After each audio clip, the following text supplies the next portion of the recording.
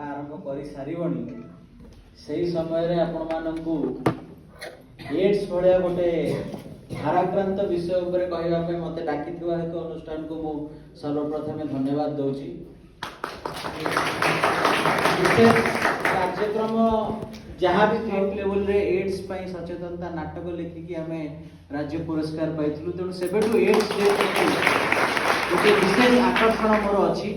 सो ads day जोटा आमे पालन करूछे बा तार जो सचेतनता आपण माने आमे जानिचे कि से माने संक्रमित तांको भितरु हमर टार्गेट होची 95% जानिचे that is the tip of iceberg तळे आहुरी बहुत अछि।